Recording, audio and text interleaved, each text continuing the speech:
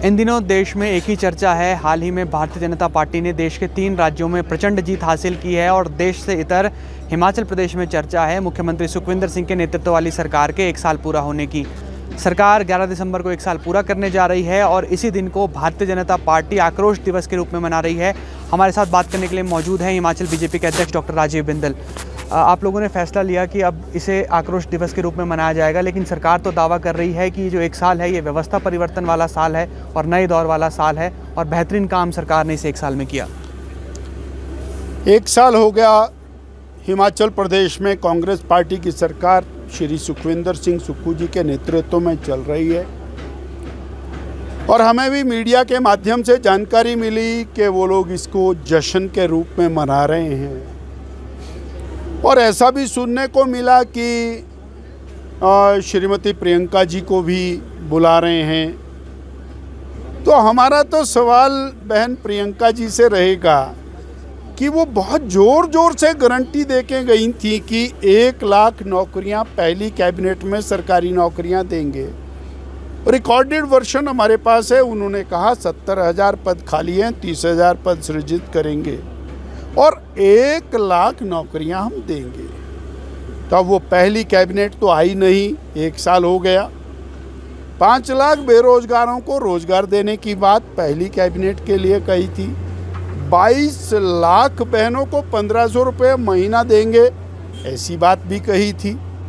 और लगभग 20 लाख बिजली के उपभोक्ताओं को 300 यूनिट बिजली का फ्री देंगे, ऐसा भी कहा था।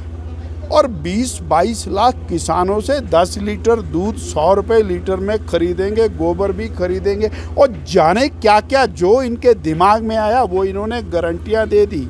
तो गारंटियां तो फेल हैं, तो जश्न किस बात का। हिमाचल प्रदेश चंबा से लेकर के सिरमौर तक लैंड ऑर्डर की दृष्टि से बहुत ही खस्ता हालत में पहुंच गया। चंबा में नृशंस हत्या होती है, बद्दी बरोटी वाला के अंदर डबल मर्डर होता है। मुख्यमंत्री जी के गृह जिले में बहनों के बाल काट के मुंह काला करके गांव में घुमाया जाता है।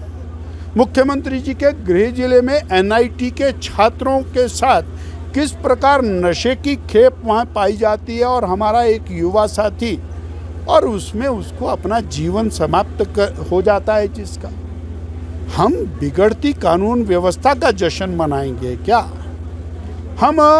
और जश्न किस चीज़ का मनाना चाहते हैं? इसीलिए भारतीय जनता पार्टी ने फैसला किया है हम आक्रोश दिवस मनाएंगे। गारंटियां पूरी ना करने का आक्रोश, जनता को धोखा देकर के सत्ता में आने का आक्रोश,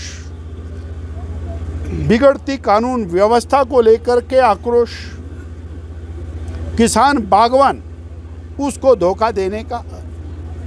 आपने कहा था कि बागवान तय करेगा रेट क्या होगा। अरे कुछ भी बोल देते हैं। उसके बाद जो बागवानी मंत्री बने उन्होंने कहा ऐसा कैसे हो सकता है। आपकी बातें चुनाव से पहले कुछ और थी, चुनाव के बीच में कुछ और थी, आज कुछ और है। हमारा जनता के विषयों को लेकर के हम जनता के बीच में जाएंगे और सरकार को चेताएंगे कि आपका 1 वर्ष नाकामयाबियों भरा वर्ष है, फेलियर्स का वर्ष। बिंदल जी, चुनाव के दौरान एक शब्द था गारंटी और चुनाव के बाद शब्द आया है चरणबद्ध। मुख्यमंत्री कहते हैं कि चरणबद्ध तरीके से हर चीज़ को पूरा करेंगे। भाजपा को थोड़ा वक्त देना चाहिए और आप लोग सिर्फ विरोध के लिए विरोध करते हैं क्योंकि आप विपक्ष में हैं। जब वोट लेने थे तो केवल पहली कैबिनेट हमें लगता था कि ये कैबिनेट पता नहीं कौन सी चीज़ है जहां से जादू मंत्र से सारी चीज़ें निकलती होंगी। और आज आप कुछ काम कर नहीं रहे, संस्थान आप बंद कर रहे हैं, सरकार आप चला नहीं रहे हैं, प्रशासन आपका चल नहीं रहा है, लोकतंत्र को आप और मौकरी बना के रखा है। आपने CPS बनाए, गैर कानूनी बनाए आपने, और कैबिनेट रैंक बांट दिए, कैबिनेट नहीं बनाई। ये जनता ये जानना चाहती है कि जिनको हमने चुन के भेजा है उनको क्या दिया है। और उनके माध्यम से क्या हो रहा है, ये है प्रश्न। आपके पार्टी के लोग सरकार को परेशान करते हैं। ऑपरेशन लोटस की बात कभी स्पष्ट शब्दों में, कभी संकेतों में। सरकार कह रही है 1 साल में जीने नहीं दे रही है भाजपा। भारतीय जनता पार्टी केवल अपने संगठन को मजबूत करने के काम में जुटी है। बूथ स्तर तक हम संगठन को मजबूत कर रहे हैं, समाज को जागृत करने का काम में लगे हैं और हम इसी काम को करने वाले हैं। और केवल नरेंद्र भाई मोदी तीसरी बार देश के प्रधानमंत्री बनने चाहिए, उसी लक्ष्य को लेके हम काम कर रहे हैं। उससे अगर किसी को इतराज हो तो होता रहे। सर, देश भर में चर्चित सीट है हमीरपुर, क्योंकि केंद्रीय मंत्री अनुराग ठाकुर वहां से चुनाव लड़ते हैं। इस बार कांग्रेस जो है वो दावा कर रही है कि हमीरपुर के साथ चारों सीट पर जीत हासिल करेंगे, और जो आप लोगों ने एक रिकॉर्ड स्थापित किया 2019 में या फिर उससे पहले 2014 में, वो तीसरी बार आप लोग दोहरा नहीं पाएंगे। दावा तो मध्य प्रदेश में भी हुआ, दावा तो राजस्थान में भी हुआ, और छत्तीसगढ़ तो ऐसा था कि जैसे इनकी जेब में है। और छत्तीसगढ़ वाले साहब तो हिमाचल में भी आकर के बड़े और गरज करके यहाँ पर बहुत सारी झूठी बातें बोल करके चले गए। तो ये जो दावे हैं ये हवाई होंगे। मोदी जी तीसरी बार देश के प्रधानमंत्री बनेंगे और हिमाचल प्रदेश और पूरी तरह से मोदी जी के साथ खड़ा होगा, ऐसा हमको हिमाचल की जनता पर विश्वास है। सर, जो 3 राज्यों में जीत मिली भाजपा को, उससे एक तरफ जहां कार्यकर्ताओं को बूस्ट मिला है, दूसरी तरफ जो इंडिया अलायंस तैयार हुआ था उसमें बिखराव नज़र आ रहा है। आप क्या देख रहे हैं सर? भविष्य में लगता है आपको कि मई तक जब चुनाव होंगे ये इंडिया अलायंस बचेगा? पार्टी कोशिश कर रही थी कि हमारे दाहिने बाएं कुछ बैसाखियां लग जाएं, उन बैसाखियों के सहारे हम आगे बढ़ें, परंतु जनता ने कांग्रेस के नेतृत्व को नकार दिया। कांग्रेस की जो तुष्टीकरण की नीति है उसको नकार दिया। कांग्रेस ने जो सनातन को समाप्त करने की बात की थी उसको नकार दिया। कांग्रेस और इंडी गठबंधन के लोगों ने जिस तरह से जातिवाद का जहर घोलने की कोशिश की थी उसको नकार दिया। और सबका साथ सबका विकास इसको लेकर के और गरीब कल्याण की बात को लेकर के जनमानस भारतीय जनता पार्टी के साथ खड़ा है।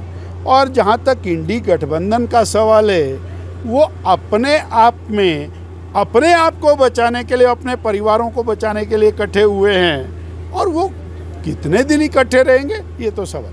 सर, प्री अलायंस अगर नहीं हुआ, पोस्ट अलायंस की कोई संभावना क्या इस तरफ हो सकता है? कुछ बचेगा ही कुछ नहीं तो पोस्ट अलायंस क्या करे।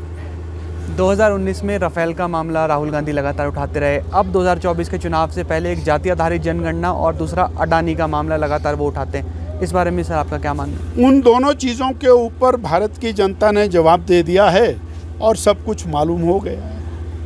सर, अब ये जो आने वाला वक्त रहने वाला है सरकार का, क्योंकि विधानसभा का सत्र भी होने वाला है और अब लोकसभा के चुनाव भी आने वाले हैं, इसी तरीके से आप लोग पूरे जोश के साथ सरकार को घेरते रहेंगे आने वाले वक्त में भी?